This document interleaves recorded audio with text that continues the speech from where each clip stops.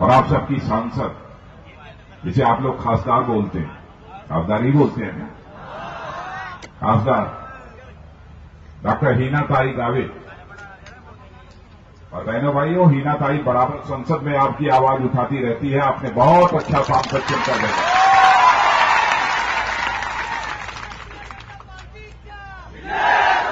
श्री बबन राव चौधरी सांसद, श्री श्याम जाजू राष्ट्रीय मंत्री, श्री आनंद सिंह आर्य मंत्री मध्य प्रदेश, श्री सरकार साहब रावत पूर्व विधायक, और यहां पर मतदार बंधु, मी पहिल्यांदा आपल्यामध्ये आलो आहे, आपको दर्शन घेऊन आनंद झाला।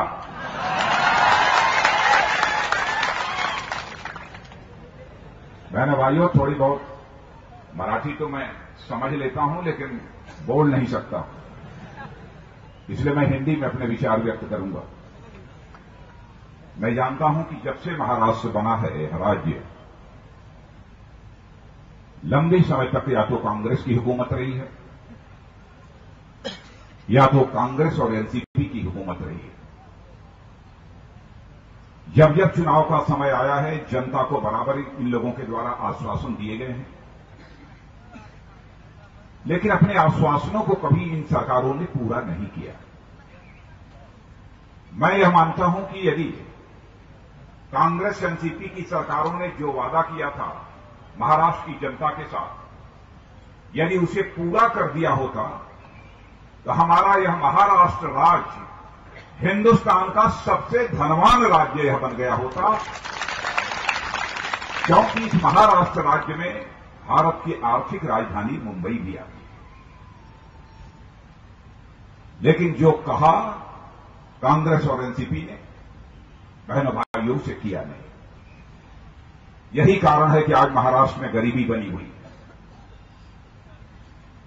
नौजवान पढ़ाई लिखाई करने के बाद अपने मजबूत हाथों के रोजगार के लिए तलाश में दर दर ठोकर खा रहे हैं, लेकिन उनके हाथों को रोजगार का अवसर भी नहीं मिल पा रहा। आपको कांग्रेस और एनसीपी ने छला, धोखा दिया, और मैं जानता हूं कि महाराष्ट्र की जनता का कांग्रेस और एनसीपी पर से भरोसा पूरी तरह से समाप्त हो गया। बहनों भाइयों, भारतीय जनता पार्टी यह मानकर चलती है, जनता से जो वादा किया जाना चाहिए, चाहे उसके लिए कितनी भी बड़ी कीमत क्यों न चुकाना पड़े, वादे को पूरा करना चाहिए। यही किसी भी व्यक्ति का यह धर्म है। लेकिन यह वादा तो करते हैं, लेकिन अपने वादे को पूरा नहीं करते। विश्वास का संकट इन लोगों ने पैदा किया, और विश्वास का संकट इसलिए पैदा किया है या कांग्रेस और एनसीपी जैसी राजनीतिक पार्टियां राजनीति करती हैं तो ये केवल सरकार बनाने के लिए राजनीति करती हैं, और सरकार बनाकर सत्ता का सुख भोगना चाहती। लेकिन स्वस्थ राजनीति का यह तकाजा है कि राजनीति यदि की जानी चाहिए तो केवल सरकार बनाने के लिए राजनीति नहीं की जानी चाहिए, बल्कि राजनीति की जानी चाहिए तो समाज बनाने के लिए राजनीति की जानी चाहिए, देश बनाने के लिए राजनीति की जानी चाहिए। लेकिन इस राजनीति का जो अर्थ है, उसके अनुरूप कांग्रेस और एनसीपी जैसी राजनीतिक पार्टियों ने काम नहीं किया है। इसीलिए हालत बहुत ही बिगड़ी हुई है, देश की भी और महाराष्ट्र प्रदेश की भी। पिछले 10 वर्षों से लगातार केंद्र में कांग्रेस की सरकार रही है। 15 वर्षों से यहां पर कांग्रेस और एनसीपी की सरकार रही है।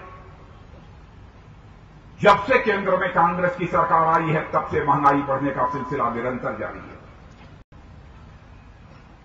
लेकिन मैं आपको याद दिलाना चाहता हूं, आज के 10 साल पहले 98 से लेकर 2004 तक इस देश में एक ऐसी सरकार थी, बीजेपी नेतृत्व की एनडीए सरकार, कि बहनों भाइयों, भारत ही नहीं, दुनिया का भी कोई अर्थशास्त्री इस सच्चाई को नकार नहीं सकता है कि आजाद भारत के इतिहास में लगातार 6 वर्षों तक 98 से लेकर 2004 तक महंगाई को पूरी तरह से बांधे रखने में यदि किसी भारत माता के सपूत ने कामयाबी हासिल की तो भारत माता के सपूत का नाम है पंडित अटल बिहारी वाजपेयी।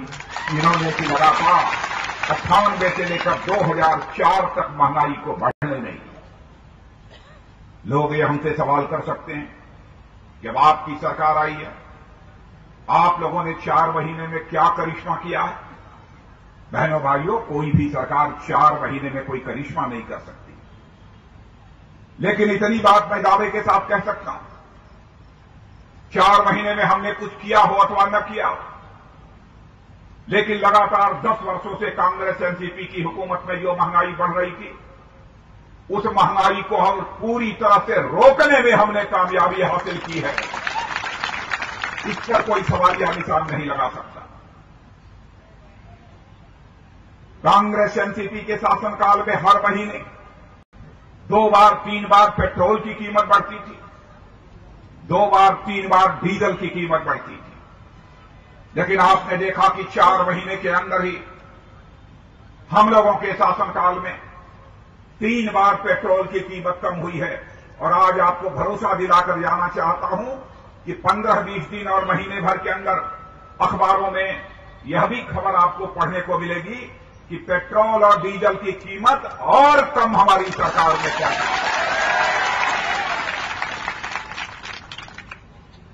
कई प्रभावी कदम हम लोगों ने उठाए। पहले हम लोगों की नजर पड़ी है तो समाज के अंतिम सीढ़ी पर बैठे हुए जो गरीब हैं, बेरोजगार नौजवान हैं, उनके ऊपर पड़ी है। आपने देखा होगा कि हमारे प्रधानमंत्री ने एक बहुत ही नई योजना लागू की है, प्रधानमंत्री जन धन योजना। बहनों भाइयों, हम लोगों ने फैसला किया है 1 साल के अंदर हिंदुस्तान में एक भी परिवार शेष नहीं बचेगा जिस परिवार का बैंक में अकाउंट न खुल जाए। कांग्रेस के लोग ये कह रहे थे क्या बैंक में अकाउंट खुलने से गरीबों का पेट भरने लगेगा? क्या बेरोजगार नौजवानों को रोजगार मिल जाएगा?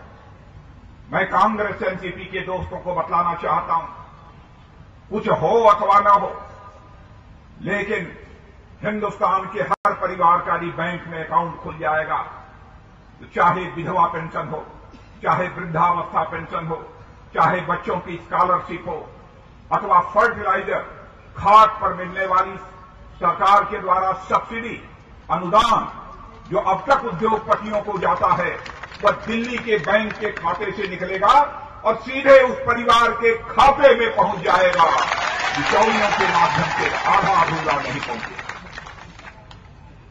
इसलिए हम लोगों ने यही योजना लागू की। इतना ही नहीं, बैंक का अकाउंट खुलते ही मेरे बहनों भाइयों, शायद आपको जानकारी होगी, जिस दिन आप बैंक का अकाउंट खोलोगे उसी दिन आपका 1 लाख रुपए का जीवन बीमा पक्का हो जाएगा। 1 लाख रुपए के प्रति आप पूरी तरह से आश्वस्त हो जाओगे। उसी दिन 1 लाख रुपए का बीमा आपका पक्का हो जाएगा। कई ऐसी योजनाएं हम लोगों ने आगे लागू करने का फैसला किया। हिंदुस्तान के गांवों को हम चाहते हैं ऐसे गांव बने। आज गांव छोड़कर जो लोग शहरों की तरफ भाग रहे हैं, शहरों की तरफ भागने की नौबत ना आए। हम ऐसे गांव बनाना चाहते हैं जिस गांव में अच्छी सड़कें हों, बिजली की 24 घंटे व्यवस्था हो, पीने के पानी की व्यवस्था हो, खेतों की सिंचाई के लिए पानी की व्यवस्था हो, छोटी मोटी वहां ऐसी बाजार भी हो, आधुनिक तरीके से वहां खेती बाड़ी का भी काम होता। ऐसे गांव 10 वर्षों के अंदर इसे हिंदुस्तान में हम लोग बनाना चाहते हैं। पहले चरण में हम लोगों ने फैसला किया कि 3 वर्ष के अंदर हम 800 मॉडल गांव इसे हिंदुस्तान में बनाएंगे। बहनों भाइयों, 800 मॉडल गांव बनाएंगे जिसे देखने के लिए लोग जाएंगे। यह हम लोगों का फैसला, क्योंकि इस हकीकत को मैं जानता हूं, भारत दिल्ली, मुंबई और कलकत्ता की बड़ी बड़ी अट्टालिकाओं में भारत नहीं रहता है। भारत यदि रहता है तो भारत के गांव, गली और गलियारों में भारत रहता है। जब तक भारत के गांव का विकास नहीं होगा, भारत के सेक्टरी का विकास नहीं होगा, तब तक भारत के विकास का भी हमारा स्वप्न कभी साकार नहीं हो सकता है। इस हकीकत को भारतीय जनता पार्टी समझती है। अब आपके यहां मुझे डॉक्टर जितेंद्र ठाकुर जानकारी दे रहे थे, एक कोई यहां पर डीडीसी बैंक चलता था, डीडीसी बैंक वो बंद हो गया। क्यों नहीं कांग्रेस और एनसीपी की सरकार ने उसकी चिंता की? डीडीसी बैंक चलना चाहिए। क्या उसके माध्यम से किसानों को लाभ नहीं मिलता था? क्या उसके माध्यम से बेरोजगार नौजवानों को लाभ नहीं मिलता था? लेकिन सरकार को उस बैंक की कोई चिंता नहीं, जनता के हितों से उससे कोई लेना देना नहीं।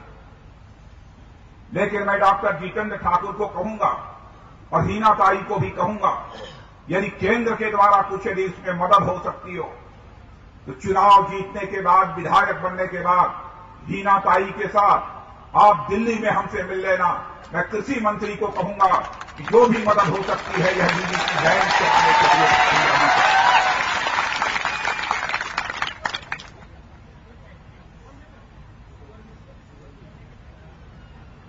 नहीं तो डीडीसी बैंक से पैसा नहीं मिला तो इसीलिए शुगर फैक्ट्री बंद हुई।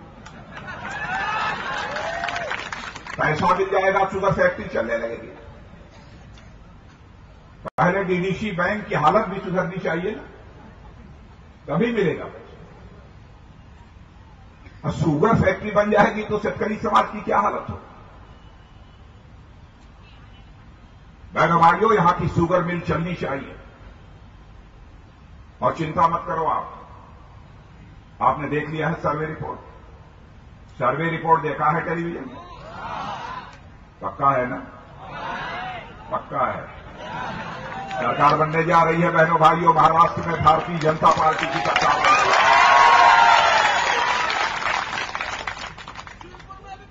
भारत की इज्जत सारी दुनिया में बढ़ी है, सारी दुनिया में भारत की इज्जत बढ़ी है, आपका मस्तक ऊंचा हुआ। आपने देखा नरेंद्र भाई मोदी अमेरिका गए थे, टेलीविजन के पर्दे पर देखा कि नहीं देखा? मजा आ रहा था ना? बहनों भाइयों, 10 महीने 1 साल पहले मैं भी अमेरिका गया था। वहां के कांग्रेस और सीनेट ने आमंत्रित किया था। मैं गया, खूब लंच और डिनर खिलाया लोगों ने। जब मैं चलने लगा तो मुझसे एक सज्जन ने पूछा कि साहब, आप पार्टी के राष्ट्रीय अध्यक्ष हैं, आप नरेंद्र भाई मोदी को भारत का प्रधानमंत्री देखना चाहते हैं, लेकिन आप यहां आए हैं, आपको मालूम है कि अमेरिका ने नरेंद्र भाई मोदी को अमेरिका में घुसने से पूरी तरह से रोक लगा दी है। अमेरिका नरेंद्र भाई मोदी को अमेरिका आने के लिए वीजा देने को तैयार नहीं है, लेकिन आपने वीजा नरेंद्र भाई मोदी के लिए मांगा ही नहीं है। आप कैसे अध्यक्ष हैं? तो बहनों भाइयों, धीरे से मैंने उनसे कान में कह दिया। मैंने कहा, चिंता मत करो, नरेंद्र भाई मोदी ने कभी अमेरिका से वीजा नहीं मांगा, उन्होंने कभी अमेरिका आने की इच्छा नहीं व्यक्त की। लेकिन याद रखना, 10 महीने के बाद हिंदुस्तान की जनता ऐसे हालात पैदा कर देगी, यही अमेरिका और अमेरिका के राष्ट्रपति रेड कार्पेट बिछाकर नरेंद्र भाई मोदी का स्वागत करेंगे। और हुआ नहीं यही, और इतना ही नहीं, सारी दुनिया में ऐसा माहौल बन गया है मेरे नौजवानों। दुनिया के बड़े बड़े उद्योगपतियों ने फैसला किया है कि यदि पूंजी निवेश करना है, बड़े बड़े उद्योग यदि खड़े करने हैं, तो सारा पैसा हिंदुस्तान में लगाना चाहिए। और अमेरिका ने हाल में ही $41 बिलियन का पूंजी निवेश करने का फैसला भारत के लिए किया है। और हमारे देश के उद्योगपति जो यहां का पैसा दुनिया के दूसरे देशों में उद्योग खड़ा करने के लिए लगाते थे, हमारे देश के उद्योगपतियों ने फैसला किया है कि हम दुनिया के दूसरे देशों में उद्योग नहीं लगाएंगे, पूंजी निवेश नहीं करेंगे, बल्कि भारत में ही अपना पैसा लगाएंगे और यहां पर बड़े बड़े उद्योग खड़ा करेंगे, ताकि यहां के बेरोजगार नौजवानों के हाथों को रोजगार मिल सके। साइंस और टेक्नोलॉजी में भी भारत ने किन ऊंचाइयों को हासिल किया है, आपको समाचार पत्रों के माध्यम से जानकारी होगी। बहनों भाइयों, देखा हमारे देश के वैज्ञानिकों ने चंद्रमा से भी लाखों किलोमीटर दूर मंगल ग्रह मंगलयान बनाकर पहले ही प्रयास में मंगल ग्रह पर उतार देने में कामयाबी पहले प्रयास में ही यदि किसी ने हासिल की है तो भारत के वैज्ञानिकों ने हासिल की। यह कोई छोटी सफलता नहीं है। अमेरिका भी तीसरे चौथे प्रयास में मंगल ग्रह पर पहुंच पाया, लेकिन भारत पहले प्रयास में पहुंच गया। इतना ही नहीं, अमेरिका ने जो मंगलयान तैयार किया उस पर 4,500 करोड़ खर्च हुए, लेकिन भारत के वैज्ञानिकों ने जो मंगलयान तैयार किया 10 गुना कम, केवल 450 करोड़ रुपए में मंगलयान तैयार करके मंगल ग्रह पर भेज दिया। हम इस विज्ञान का, इस तकनीक का, इस साइंस टेक्नोलॉजी का उपयोग करेंगे।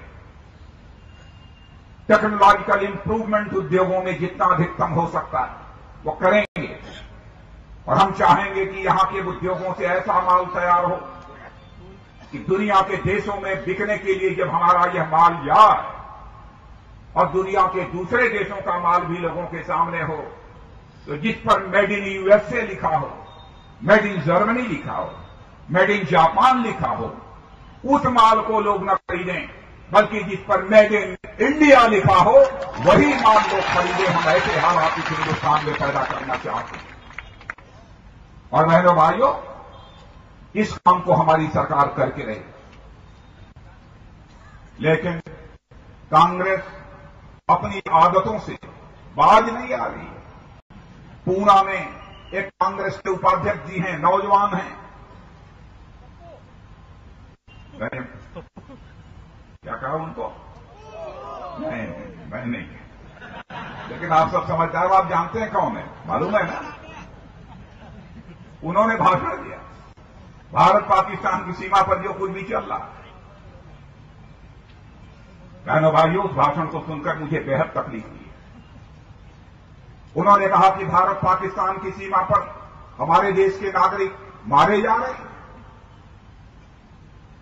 अपना घर बार छोड़कर वह शिविरों में जाकर अपनी जिंदगी बसर कर रहे हैं, और उनका आरोप था कि हमारी सरकार कुछ नहीं कर रही है। और उन्होंने यह भी कह डाला कि हमारी कांग्रेस की सरकार थी तब ऐसा कभी नहीं होने पाया। जनता की आंखों में धूल झोंक कर इन लोगों ने राजनीति की है। मैं कहना चाहता हूं राहुल जी, राजनीति जनता की आंखों में धूल झोंक कर नहीं की जानी चाहिए, बल्कि राजनीति जनता की आंखों में आंख डालकर की जानी चाहिए। हिम्मत चाहिए। क्या आप यह भूल गए? कांग्रेस के शासनकाल में पाकिस्तान के सेना के जवान भारत की सीमा में घुस आए, भारत के सेना के जवान की उन्होंने हत्या की। इतना ही नहीं, हत्या करने के बाद उनके शरीर को कुचल डाला और एक सेना के जवान का सिर धड़ से अलग करके वह पाकिस्तान ले गए। हम भारतीय जनता पार्टी के लोगों ने कहा था, भारत सरकार को चाहिए कि पाकिस्तान को मुंहतोड़ जवाब दे। भारतीय जनता पार्टी कांग्रेस की सरकार के साथ खड़ी दिखाई दे। लेकिन आप देश के मान सम्मान स्वाभिमान के सवाल पर राजनीतिक रोटी सेक रहे हैं। बहनों भाइयों, यह राष्ट्रीय चरित्र नहीं होना चाहिए। क्या वह भूल गए जिस समय पाकिस्तान के सेना के जवानों ने हमारे सेना के जवान का सिर धड़ से अलग करके सिर पाकिस्तान ले गए, तो उन्हीं की सरकार के एक मंत्री ने कहा यह काम पाकिस्तान ने नहीं किया, नॉन स्टेट एक्टर्स ने किया है, आतंकवादियों ने किया है, पाकिस्तान का बचाव कर रहे हैं। क्या बहनों भाइयों, ऐसी ही राजनीतिक पार्टी की सरकार बननी चाहिए? जब ऐसे हालात पैदा हों, जब देश के मान सम्मान स्वाभिमान का सवाल खड़ा हो, तो उस समय कांग्रेस के नेता, हमारे वह बॉर्डर सिक्योरिटी फोर्स के जवान जो पाकिस्तान को मुंहतोड़ जवाब दे रहे हैं, पाकिस्तान के हौसले पस्त कर दिए, उनके मनोबल को तोड़ने की कोशिश कर रहे हैं। बहनों भाइयों, अब धीरे धीरे आपको जानकारी मिल रही होगी कि हमारे बॉर्डर सिक्योरिटी फोर्स के जवानों ने किस तरीके से पाकिस्तान को मुंहतोड़ जवाब दिया। हौसले पस्त कर दिए। गोलीबारी कल से बंद हो गई है, छिटपुट आज 1-2 हुई, लेकिन चली है 2, इधर से मारा है 10।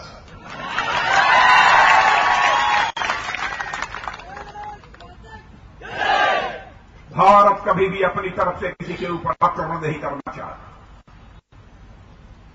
भारत के इतिहास के पन्नों को पलटकर कोई देखे, बहनों भाइयों, भारत न तो कभी विस्तारवादी रहा है और न तो भारत ने किसी देश पर कब्जा करने की कभी कोशिश की है। भारत ने कभी किसी देश को डिस्टेबलाइज करने की, अस्थिर करने की कोशिश नहीं की है। और मैं आपको विश्वास दिलाना चाहता हूं, सरकार की तरफ से, अपने प्रधानमंत्री की तरफ से, अपनी तरफ से आपको विश्वास दिलाना चाहता हूं बहनों भाइयों, दुनिया का कोई भी देश यदि भारत की ओर बुरी नजरों से देखने की यदि जरूरत करेगा तो उसे मुंहतोड़ जवाब हमारी सरकार देगी और आपका मस्तक हम किसी भी सूरत में झुकने नहीं देंगे। भारतवासियों का मस्तक झुकने नहीं देंगे किसी भी सूरत में। लेकिन ऐसी राजनीतिक पार्टियां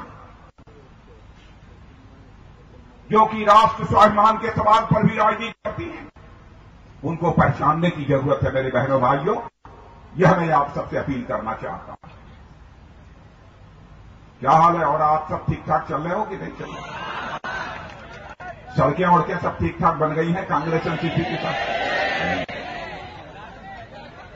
खेतों की सिंचाई ऊंचाई सब ठीक ठाक हो रही है? पानी पहुंच रहा है? वो भी नहीं।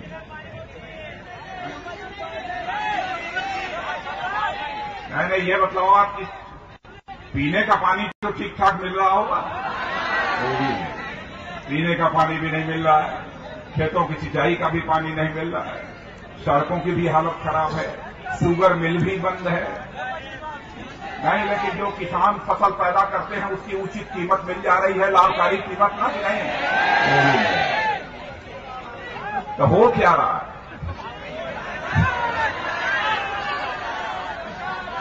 कुछ नहीं हो रहा।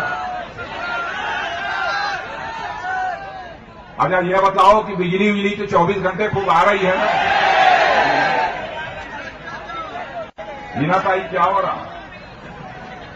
कुछ नहीं हो रहा, कुछ हो ही नहीं। अरे भाई बिजली बिल्कुल नहीं आती,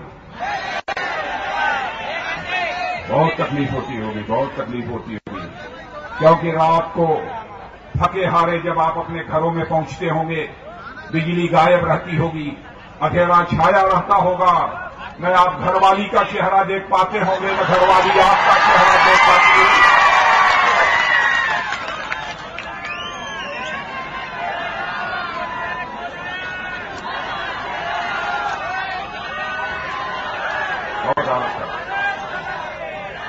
बहनों भाइयों, ऐसी सरकार जानी चाहिए, ऐसी सरकार जानी चाहिए। और एक अपील करने आया हूं, और आपने अपने प्रत्याशी को डॉक्टर जितेंद्र ठाकुर को देखा ना? अच्छा, नौजवान क्यों डॉक्टर जितेंद्र ठाकुर, आप नौजवान ही हो ना? और डॉक्टर गंभीर बीमारी कैंसर, उसका इलाज करने वाला डॉक्टर, ये एक अपनी साख है।